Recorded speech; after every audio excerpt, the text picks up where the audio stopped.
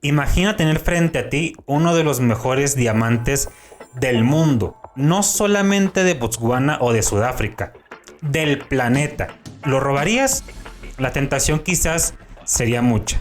Yo soy el joyero Gustavo López y bienvenidos al primer episodio del podcast Facetas de la Historia. Como todo el mundo sabe, hace un par de semanas se robaron joyas del Museo del Louvre y me puso a pensar, ¿qué otros robos famosos hay en la historia? Aprovechando que justo en un par de días se cumplen 25 años del intento de robo del Millennium Star, ese es justo el robo del que les quiero platicar el día de hoy. Vamos con los antecedentes. A mediados de los años 90, en Zaire encontraron una piedra grande, 777 quilates de diamantes. Encontrar una piedra de estas características en la naturaleza ya de por sí es raro. Ahora, con las características tan perfectas en color, todavía aún más. Por ende, era obvio que esta piedra tenía que ser tallada sí o sí. Se dice que tardaron 3 años en pulir este diamante y al finalizar tuvieron 203 quilates de pura belleza, un diamante en corte pera y 378 millones de dólares en valor aproximadamente. Acto seguido, De Beers lo adquiere. Ahora, cuando una empresa joyera tiene una piedra de estas dimensiones y de esta importancia histórica, no la vendes para nada. La conservas como una de las más valiosas posesiones de tu casa joyera y la exhibes. ¿Para qué? Atraer más público, que más clientes conozcan tu marca y te puedas ganar un nombre dentro de la industria de la joyería. Muchas joyerías como Tiffany, Cartier, Bulgari o en este caso De Beers tienen los mejores diamantes del mundo guardados en sus bóvedas. Ok, entonces ya tenemos la idea. De Beers se va a armar una exhibición. ¿Dónde? En el Millennium Dome. ¿Dónde queda esto? Municipio de Greenwich, al sureste de Londres. Pequeño detalle. Greenwich en aquel entonces era conocido no por su seguridad, sino todo lo contrario. Era un nido de criminales. Y fue justo ahí donde De Beers decidió hacer una exposición de uno de los diamantes más valiosos del mundo. Y no solo eso, se le ocurre agregarle 11 diamantes azules muy raros para complementar la exposición, elevando el costo total de estas gemas a 500 millones de dólares. El letrero perfecto de Róbame para que esto pudiera salir mal. Indispensable sí o sí contar con una bóveda que fuera lo suficientemente segura para evitar que cualquier incrédulo pudiera pensar que se puede robar este tipo de diamantes. Así que compraron una bóveda de 90 centímetros de grosor con cámaras y sensores de movimiento tan delicados que una mosca los podía activar, conectadas a una red de vigilancia y con 3 guardias supervisándola 24 horas. En el panel de exhibición pusieron un vidrio de $76,000. La empresa que lo hizo se jactó de decir que un hombre demente con un hacha tardaría 1 hora y media en poder romperlo. Por donde lo vieras era impenetrable y aún así no faltó algún ladrón que dijo: ¿y si nos robamos los diamantes? Total, ¿qué tan difícil puede ser? Y es así como comienza el plan para robarse el Millennium Star. Normalmente cuando alguien planifica un robo, pues procuras que nadie te vea, que no seas observado. Aquí todo lo contrario, decidieron que el mejor momento para robarlo era a plena luz del día, justo frente a la mirada de todas las personas posibles. Y es así como consiguieron personas encargadas de generar llaves maestras, trabajar con explosivos, para empezar a darle forma al plan. Incluso se robaron una excavadora, pero había un problema. De un lado del domo estaba el río Támesis, del otro lado la ciudad. ¿Cuál iba a ser la mejor vía de escape? Cualquiera pensaría que por la ciudad. Entonces los ladrones decidieron que la mejor opción sería escapar hacia el río. La policía muy seguramente no iba a estar preparada para una persecución y los iban a perder de vista. Entonces el plan consistía en 4 pasos muy sencillos. Destrozar una parte del muro, la fachada, con la excavadora. Llegar a la exhibición y romper con mazos y hachas el vidrio. Tomar los diamantes, obviamente, Y último, escapar por el río Támesis hacia la libertad financiera, el éxito y nunca más volver a preocuparse por dinero en la vida. Pequeño detalle con lo que los ladrones no contaban: la policía ya estaba preparada para el robo y ya sabía que se iban a robar los diamantes. ¿Cuándo? No se sabía. ¿Quiénes? Tampoco, pero ya estaban enterados de que un robo podía suceder. Resulta que en febrero del año 2000, 3 ladrones le bloquearon el paso a un vehículo blindado con camiones de carga. Se bajan, penetran las puertas traseras con un pico que montaron en una van para perforar la parte trasera del camión blindado. El problema es que mientras estaban agarrando todo el dinero, una persona del público se acercó al vehículo en el que iban a huir y le quitó las llaves. Cuando los ladrones llegan, se dan cuenta que no pueden arrancar, salen corriendo hacia el río Támesis, dejando el camión en su lugar. Escaparon, pero 5 meses después, en julio, los mismos ladrones asaltan otro camión blindado. Mismo método, un pico metálico para perforar la estructura del camión blindado. El problema es que había una patrulla cerca que llegó antes de lo que estos ladrones tenían previsto, por lo cual comenzó una lluvia de balas y tuvieron que abandonar la operación. Y afortunadamente estaban también cerca del río Támesis. Escaparon de la misma forma, ya tienen una lancha por ahí hacia la libertad. En los dos casos tuvieron que abandonar el vehículo con el pico. Un grave error de parte de nuestros ladrones si consideramos que justamente en el pico, en el primero escribieron Gertie 1, Gertie 1. En el segundo escribieron Gertie 2.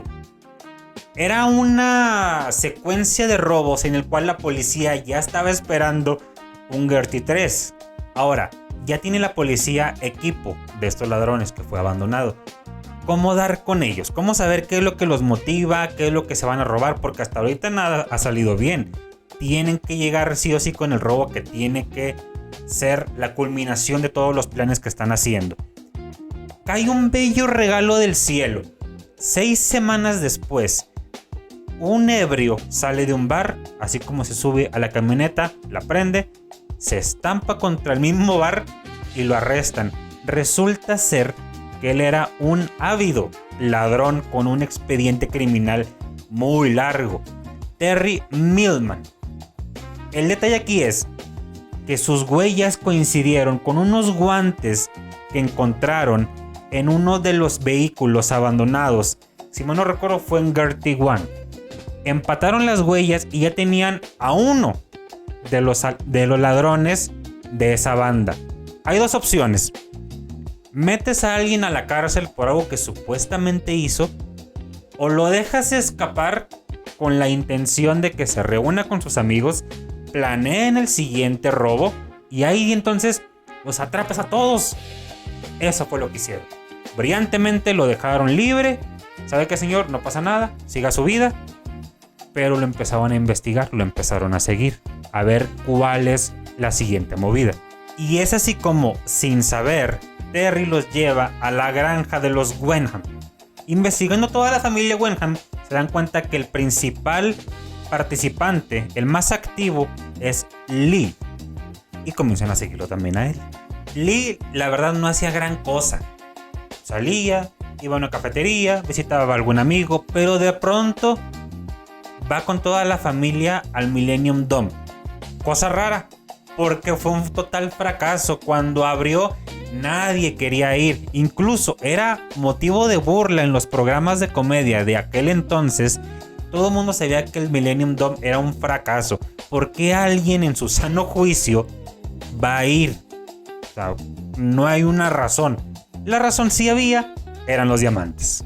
La visita fue muy rápida realmente, 5 o 10 minutos y se fueron. Les digo, realmente no había nada para hacer ahí. Lo interesante, una semana después regresa, solo, sin familia, pero acompañado con una videocámara para dar seguimiento. Nadie va con una videocámara a grabar al Millennium Dome. Y él estaba muy al pendiente, revisando todos los detalles de la exhibición de The Bears para empezar el robo. Ver puntos débiles, puntos frágiles, y eso lo pudieron captar por las cámaras de seguridad. Objetivo confirmado, se robarían los diamantes. Ahora hay que prevenirlo. Acto seguido, policías pusieron cámaras a las afueras de la granja para saber e identificar quién llegaba, quién salía, qué tan seguido, si movían, qué vehículos eran los que más utilizaban. Y en cuestión de semanas ya tenían a toda la banda infiltrada. Ahora, había una duda, ¿realmente es posible robarse los diamantes? Una cosa es que quieras, puedes ir, tomar fotos, videos, pero ¿es humanamente posible? La policía tiene que hablar con The Bears, y The Bears, muy calmados, les comentaron: no se puede, la bóveda es de 90 centímetros de grosor, tiene sensores, tiene un vidrio de $76,000, nos dijeron que alguien con un hacha tardaría 1 hora y media en romperlo. No se puede, pero qué bueno que nos dicen. Por cierto, tenemos pensado en próximos días llevar los diamantes a Tokio, pero los vamos a regresar. Esto presenta una oportunidad porque hay que hacer un traslado. Probablemente no se sabe todavía cuándo los ladrones se van a querer hacer con este botín, antes o después del traslado. La policía ofrece su ayuda para brindar seguridad. Si alguien intenta algo, lo que puede pasar es agarran a los ladrones. Si no, los ladrones pueden desistir al saber que los diamantes ya no están aquí y se presenta una posibilidad que puede terminar en algo bueno o en algo malo. El traslado estaba programado para el 1 de septiembre. Un camión blindado de seguridad sigue al camión de los diamantes. Vía terrestre. También hay un helicóptero custodiando, cuidando que pudiera pasar algo, pero lamentablemente o afortunadamente no pasa nada. Los diamantes llegan al avión, el avión despega rumbo a Tokio y nada más es cuestión de esperar que regresen. Mientras tanto, la policía seguía vigilando a los ladrones. Y un día, milagrosamente ven que una excavadora llega a la granja. ¿Para qué la quieren? ¿Cuál es la finalidad? No sabemos. La ventaja es que, afortunadamente, al parecer, los ladrones nunca se dieron cuenta que los diamantes dejaron de estar en exhibición un par de semanas. Así que el plan siguió como si nada hubiera sucedido. Así como los ladrones estaban planeando el robo, la policía debía estar prevenida con todo para el contraataque. Fueron a hablar con los agentes del Millennium Dome para decirles que muy probablemente se iban a robar los diamantes. Cuándo, no se sabía, pero necesitaban contar con su colaboración. No se podía suspender la exhibición, no se podía hacer nada. El plan era dejar que el robo se hiciera para agarrar a los ladrones en el momento de... Cosa que no fue del agrado de la organización del Millennium Dome, porque donde algo pudiera salir mal, una bala perdida, algún rehén, era mucho. O sea, estás jugando con vidas humanas. No es tan fácil decir, van a venir a robarse esto, personas que pueden ser peligrosas, y necesito que los dejes. Tuvieron que hacer que se firmaran actas responsivas para, en caso de que algo saliera mal, pues la policía se iba a hacer cargo. Todo bien, la parte más difícil, que era convencerlos de que todo siguiera como si nada, ya había pasado. O al menos eso es lo que estos policías creyeron, porque justo en el momento que acceden, algún reportero se entera de la noticia y se comunica con el SWAT para decirle: oye, estoy enterado de que va a pasar esto, de que tú traes esta operación y quiero acceso exclusivo. Si no me das el acceso, yo voy a contar en el periódico que está pasando esto y tú te vas a quedar sin operación. Así que tú dirás cómo le hacemos, por las buenas o por las malas. Pequeño problema para enderezar toda esta situación. No nada más es cuidarse de los ladrones. Ahora hay un reportero husmeando, enterado de con querer el acceso total para esta primicia. Se le dice que sí o se le dice que no. Trataron de por todos los medios de negociar con él, que después le daban información y él no aceptó. Él quería información mientras todo estuviera pasando. Finalmente llegan a un acuerdo, el squad acepta, el reportero se queda contento y ahora sí podemos continuar sin que algo más suceda como inconveniente. Para todo esto, pues ya todo el mundo está hablado, ya todo el mundo sabe Qué bueno que la gente quiso cooperar, que los reporteros, que los de Beers. El problema es cuándo se van a robar los diamantes. Pequeño detalle, todavía no saben. Hasta que finalmente, el 6 de noviembre, ven que la excavadora abandona la granja y se posiciona frente a un depósito justo frente al Millennium Dome. Lo cual era casi seguro el robo se iba a dar al siguiente día. Aunque sabían que al día siguiente se iba a dar el robo, desconocían la hora. En la mañana, en la tarde, en la noche a punto de cerrar, con más gente, con menos. Jaguar era la palabra con la que iban a dar inicio al operativo para detener cualquier intento, cualquier cosa rara que se viera en el ambiente. Gente de seguridad que estaba viendo cámaras ve que de repente la excavadora sale del depósito en el que está, se dirige hacia el domo al mismo paso y entra. Todo, aunque ya estaban preparados, fue relativamente difícil llegar al punto y empatarse con los ladrones, porque nada más vas viendo una excavadora salir, observas hacia dónde va, pero no te das cuenta que el robo ya está pasando hasta que ves que la excavadora entra por rompe la fachada del domo y entra justo a un lado de la exhibición. Arrestan a todos, a los que estaban en el domo, a la persona que estaba en la lancha esperándolos en el río Támesis y a otra persona que estaba en la cabaña donde iban a llegar para después desaparecer.